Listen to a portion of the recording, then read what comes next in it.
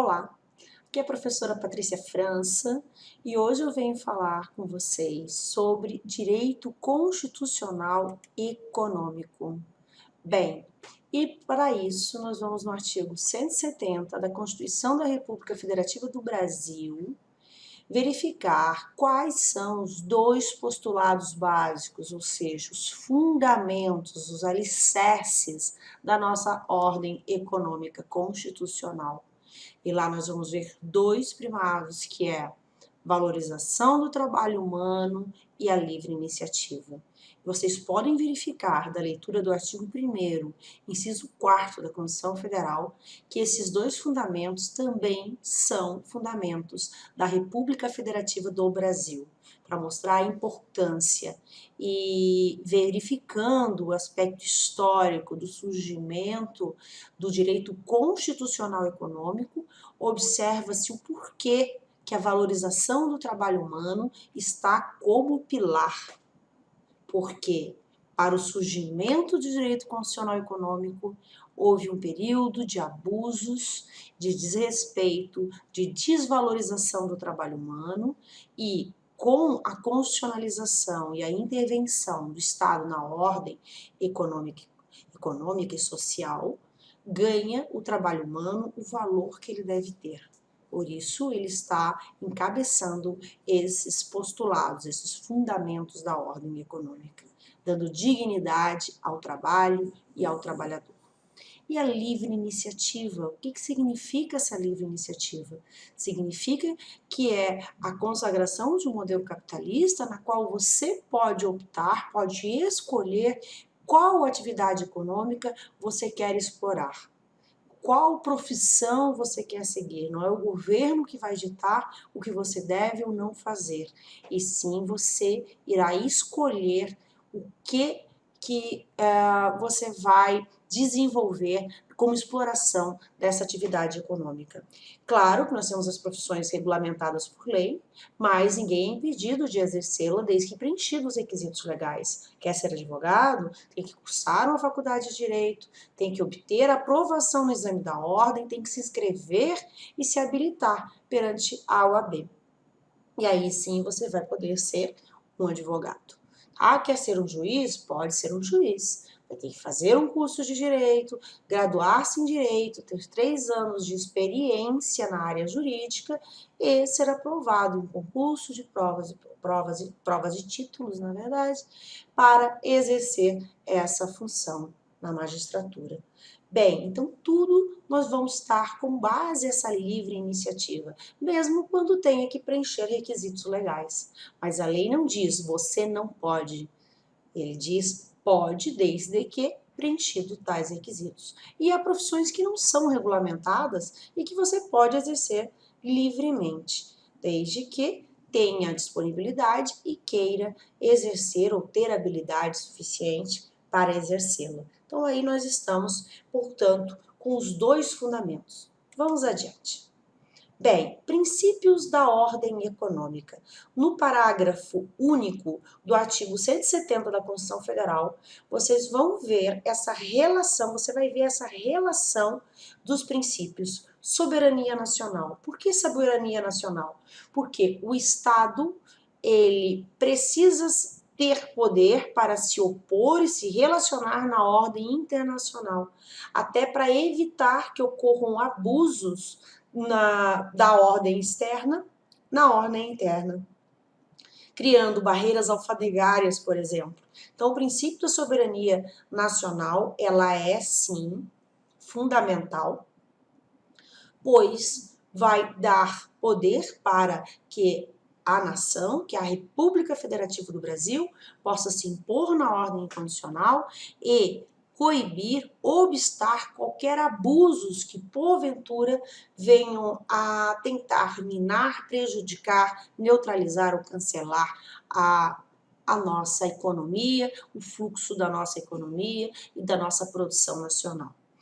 Com relação à propriedade privada, ganha-se uma força na Constituição, nas constituições, vamos dizer, contemporâneas, no sentido de desde o Estado liberal se trabalha a propriedade, a proteção à propriedade privada, no sentido, e faz parte da base do modelo capitalista também, de proteção da propriedade privada. Se você trabalha, se você adquire ou você recebe por herança, doação, legado, aquele teu bem particular está protegido, não vai lhe ser retirado de forma arbitrária.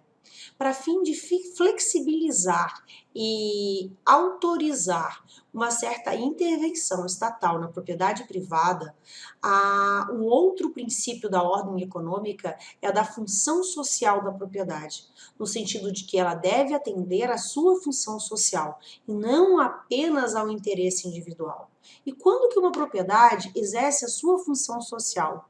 Quando o seu proprietário lhe dá a destinação econômica adequada. Se for um imóvel urbano, que ele atenda aos planos de ordenação das cidades. Estatuto da cidade é um exemplo que, caso haja um terreno subutilizado, não construído, e que esteja numa área urbana que necessita de uma exploração econômica mais adequada, autoriza que os municípios criem o IPTU progressivo, e até uma desapropriação urbanística indenizada, um ajuste prévio indenização, mas em títulos da dívida pública resgatáveis em 10 anos contados da sua emissão. Então, nesse caso, observa-se que a propriedade poderá ser, de certa forma, flexibilizada, caso não atenda às suas funções sociais. E com relação ao imóvel rural, a função social do imóvel rural ela é maior ainda, porque ela vai envolver, além da exploração econômica, dar àquela terra a produtividade, a destinação econômica específica, deve observar os direitos trabalhistas daqueles que trabalham naquela terra e tem que observar também proteção do meio ambiente, proteção do conforto e da qualidade de vida que vai ser oferecida não apenas para os trabalhadores, mas também para proprietários e todos aqueles que residem e que trabalham naquela área rural. Então, nós temos aí um viés do que será, o que é, para fins da Constituição Federal, a propriedade privada e a função social da propriedade. Livre concorrência, o que significa? Eu sempre falo nas aulas presenciais que significa, em termos bem simples e ilustrativo, é permitir que os peixinhos nadem junto com os tubarões sem serem devorados, sem serem consumidos, destruídos. Como assim, professora? Livre concorrência significa que vai se haver meios de contrabalancear quem tem mais poder econômico daqueles que têm menos poder econômico.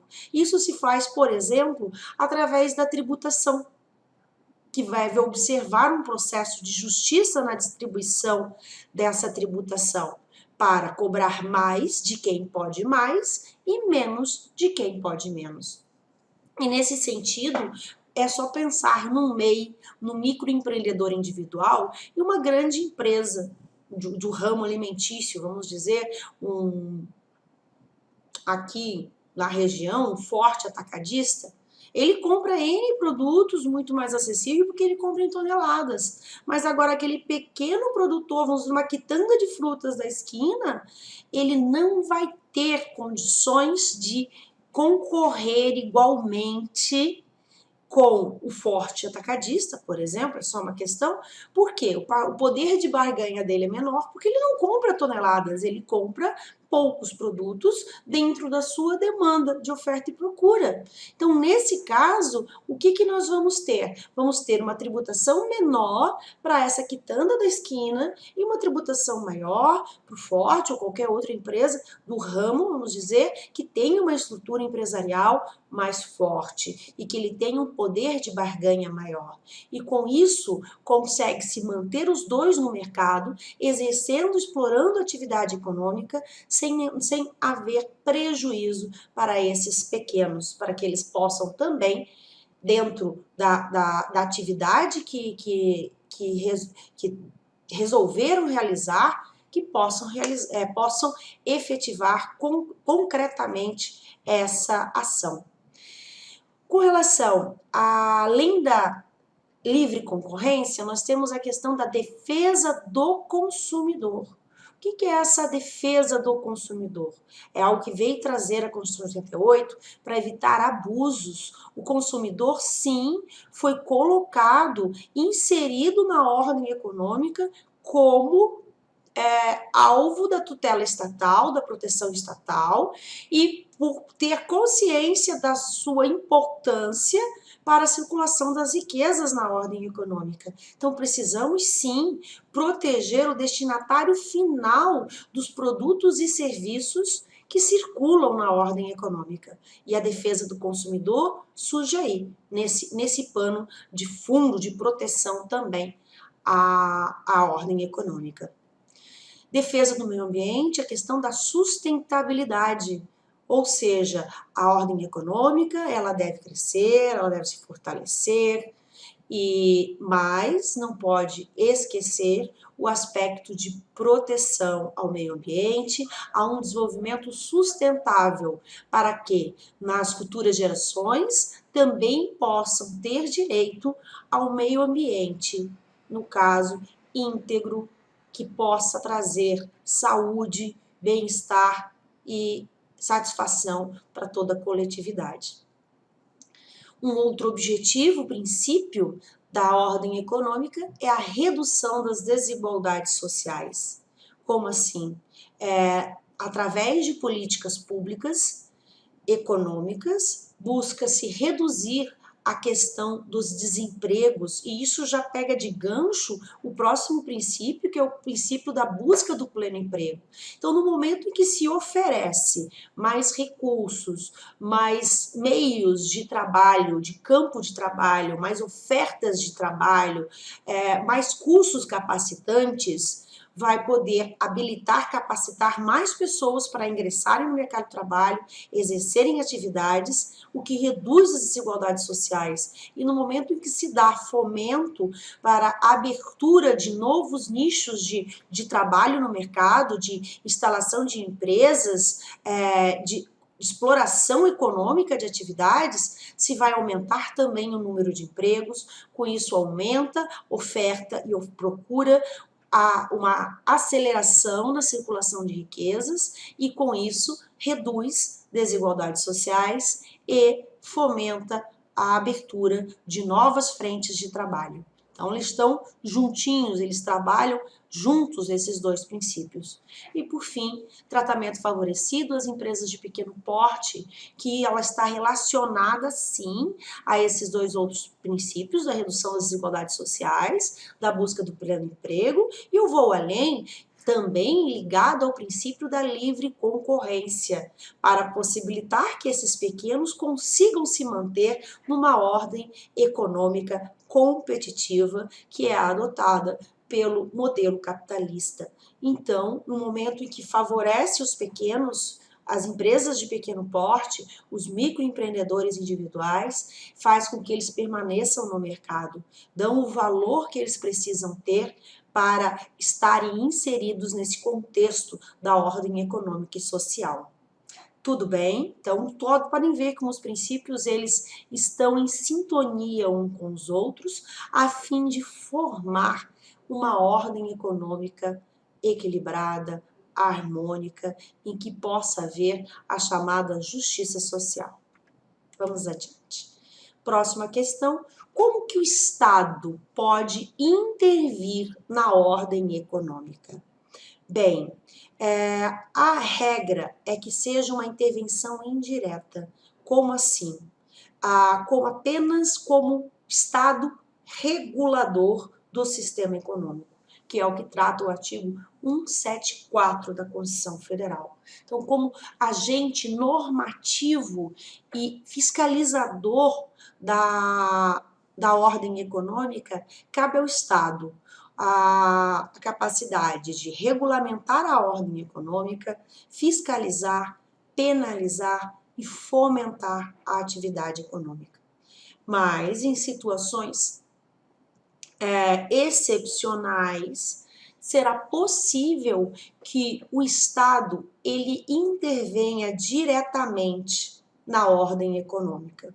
E quando se fala em intervenção direta na ordem econômica, estamos falando que pode ser pela administração pública direta, ou seja, pelos entes federativos, União, Estados, Distrito Federal e municípios, ou pela administração pública indireta, ou seja, pelas entidades que forem criadas pelos entes federativos para explorar a atividade econômica, que é o Estado, chamado, no caso das estatais, as estatais, Sociedade de Economia Mista e Empresa Pública, que eu já vou falar um pouquinho mais para frente.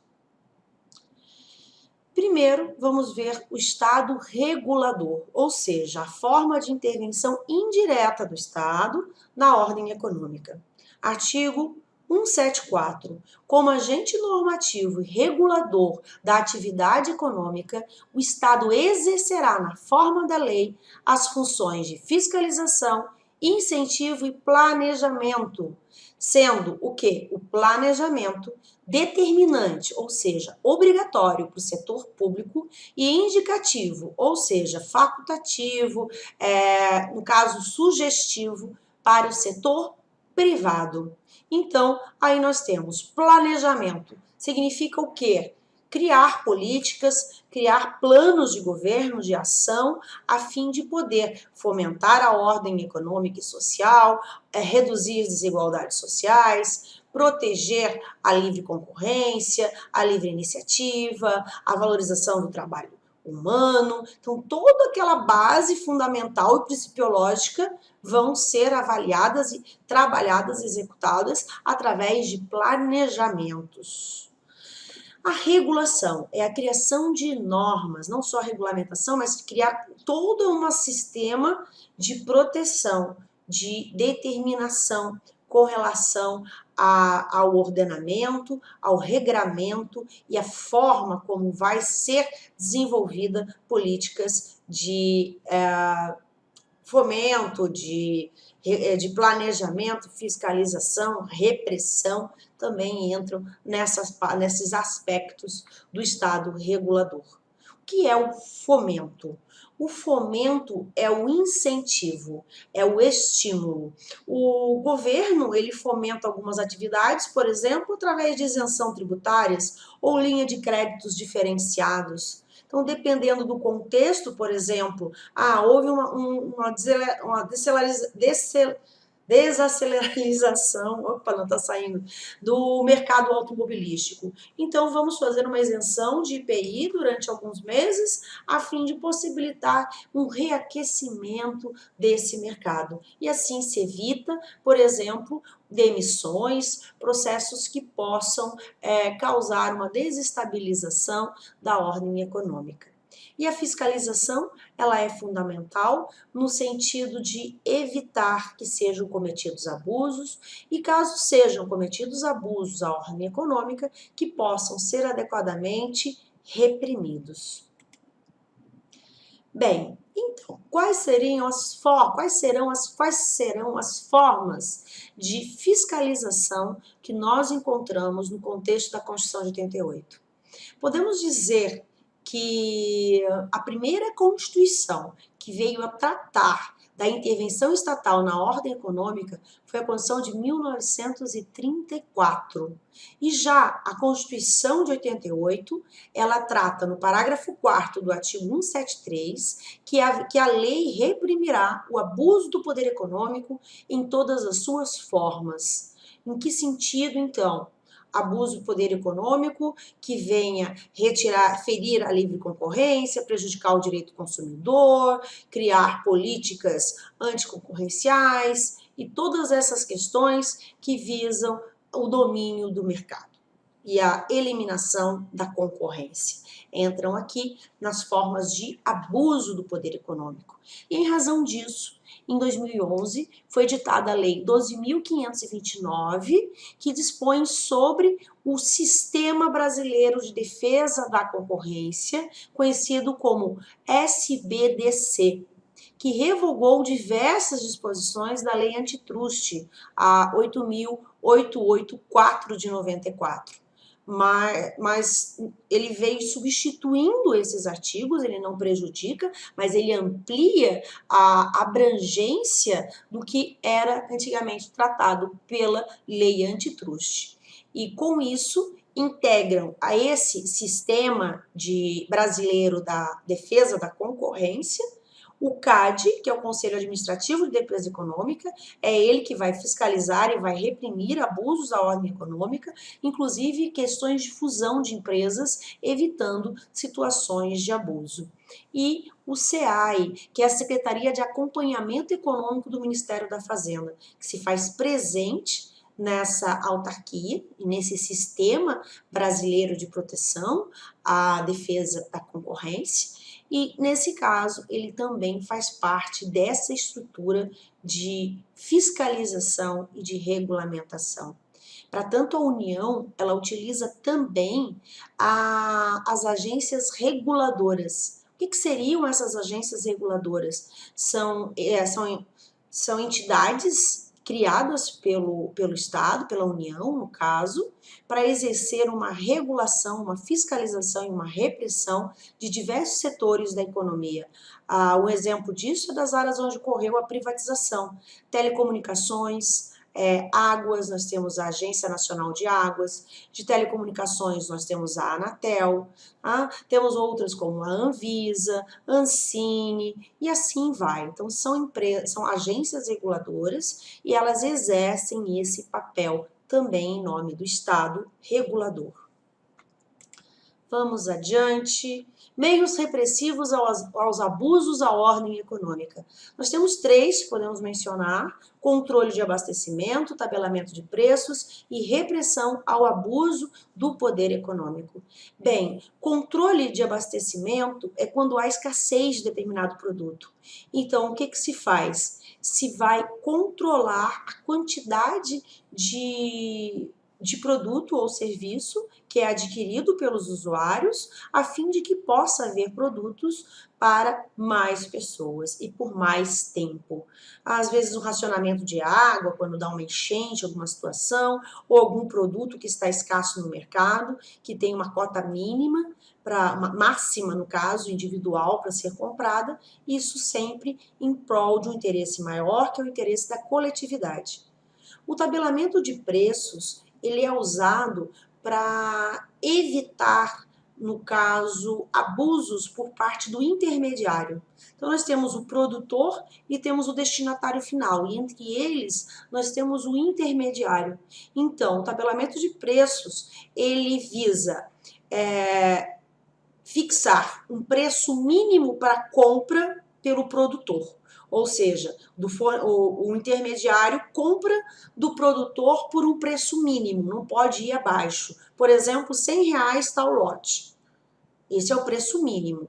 E o preço máximo para revenda, ou seja, o intermediário só vai poder colocar 100% sobre isso.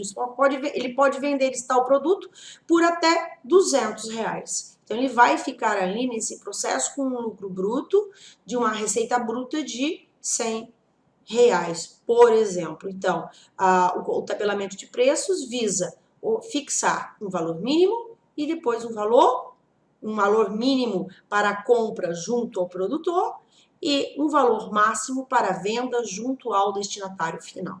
E com isso, buscar que o intermediário não abuse do sistema econômico. E, por fim, repressão ao abuso do poder econômico. Então, nós temos formas de abuso, que nós já vamos ver em seguida, e dentro desse contexto é necessário conhecer essas espécies para que haja a devida repressão. Vamos lá. Quais seriam esses abusos à ordem econômica? O primeiro é o cartel. Fala formação de cartel. Essa figura, ela é muito presente na economia.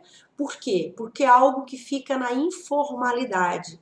É aquele acordo, aquele contratinho de gaveta, porque não vai haver a perda da personalidade jurídica das empresas que estão envolvidas. No caso, é apenas um acordo que eles fazem, informal, e na qual eles vão fixar margem de lucros, fixação de preços, descontos, e isso faz com que haja a neutralização, a ineficácia da própria concorrência, da livre concorrência. Por quê? E vai prejudicar também o direito do consumidor, porque não vai poder encontrar no mercado preços mais baixos, ele não vai poder utilizar esse instrumento da concorrência a seu favor. E engessa determinadas empresas, umas mais fortes, em detrimento de outras mais fracas, que poderiam vender o preço por um produto com preço diferenciado, que fomentasse a sua atividade, e eles ficam presos. Cartéis surgem e, através de denúncias, através de situações recorrentes de investigação, e às vezes por uma situação fática bem descritível, que é o mesmo preço. Por exemplo, postos de gasolina. Você passa em 10 postos de gasolina e estão com o mesmo valor. Hoje, os postos tentam trabalhar com centavos de diferença, mas é uma forma de querer esconder, na verdade, um cartel que existe por trás delas. Tabelamento de honorários por uma classe, tirando a advocacia, né, a OAB, porque é sacrossanto. Mas, por exemplo, foi condenado a tabela de honorários médicos, dizendo que seria uma forma de formação de cartel. Teve a condenação também de empresas de operadora de turismo, que ofereciam, a Associação de Operadores de Turismo, oferecia um tabelamento, um preço fixo que os operadores deveriam trabalhar com base nos pacotes turísticos. Então, tudo isso foi considerado como cartel. Além disso, nós temos a figura do cartel pelo Estado, cartel nas licitações públicas, em que há fraudes, há vários envolvidos ali, a fim de fraudar a licitação, com oferta de determinado preço, a fim de favorecer uma empresa e com isso que pudesse haver desvios de verbas públicas nas obras, nas construções, nas compras de produtos e serviços. Então, também já foi caracterizado e há apurações e ainda investigação de diversos cartéis envolvendo licitações públicas. Bem, outra figura de condutas anticoncorrenciais é o dos preços predatórios ou do dumping. O que significa esse dumping? Significa, no caso, que é inserido no mercado, às vezes, geralmente é uma prática internacional, com um preço ou com um produto ou serviço muito abaixo do preço de custo e muito abaixo do preço que geralmente, comumente, é trabalhado no próprio mercado na qual a empresa tem sede. E nesse caso, fica caracterizado um preço predatório que visa a eliminar a concorrência e a dominar o mercado para posteriormente elevar os preços por ser o único ou dentre muitos ou que detenha um domínio do mercado.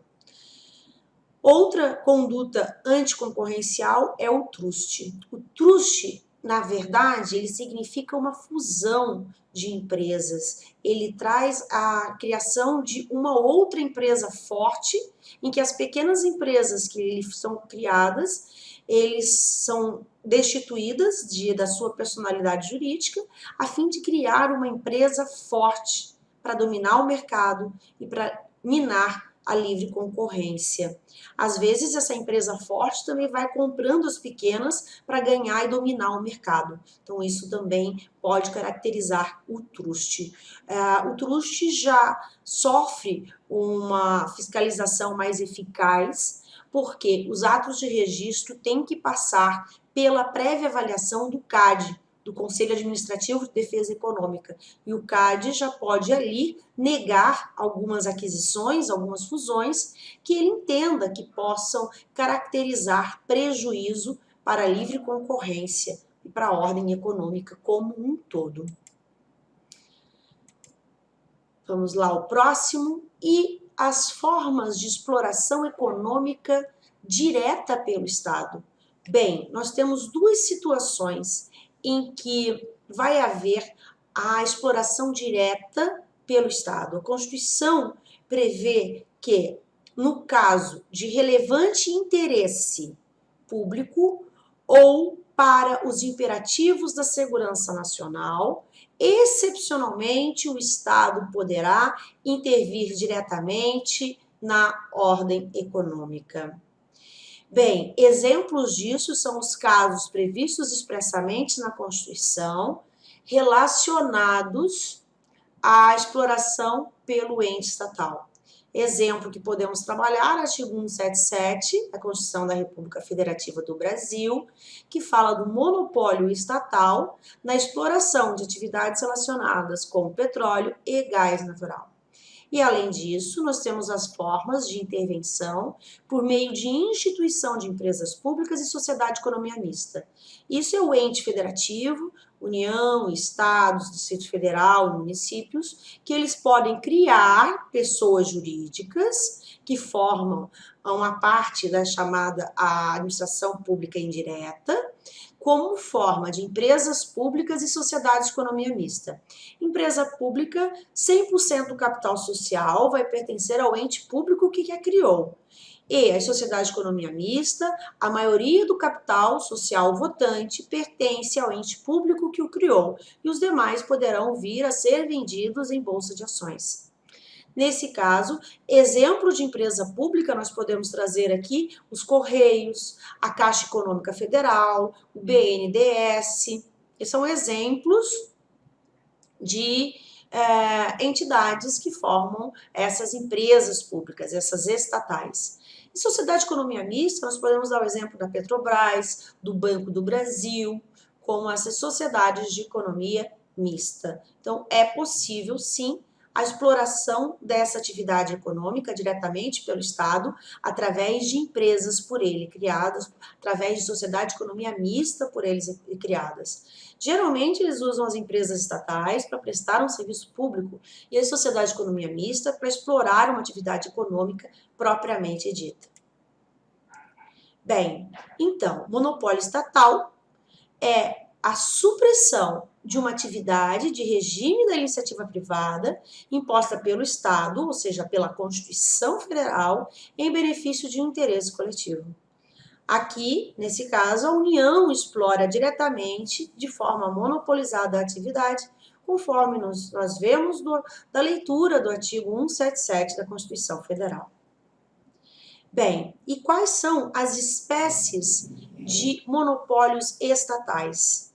Primeiro, com relação lá ao 176, fala pesquisa e lavra de recursos minerais e o aproveitamento dos potenciais de energia hidráulica. Um outro exemplo é com relação à pesquisa e lavra de petróleo e gás natural, que está lá nos incisos 1 a 4 do artigo 177 da Constituição.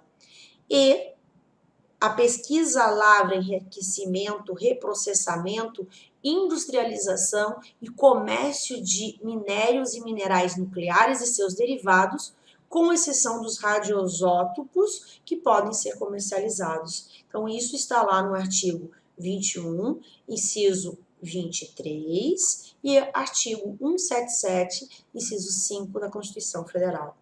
Além dos monopólios federais, nós temos uma situação que a Constituição expressamente determina que é um monopólio estadual, que é a exploração dos serviços locais de gás canalizado, previsto no parágrafo 2º do artigo 25 da nossa Constituição Federal.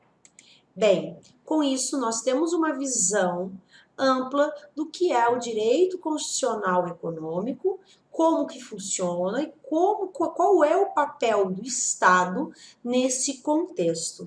E sabemos que somente há esse direito constitucional econômico no momento em que o Estado resolveu, sim, intervir na ordem econômica para regular essa atividade exercida preponderantemente pelos particulares, para evitar abusos e para fomentar a livre concorrência, a livre iniciativa, visando uma redução de desigualdades sociais, o aumento do próprio pleno emprego, aumento da demanda, o crescimento econômico de toda a sociedade, que vai repercutir de forma benéfica para todos nós. Bem, finalizo aqui a aula, agradeço a atenção, a participação de vocês e até a próxima. Grande abraço. Gratidão.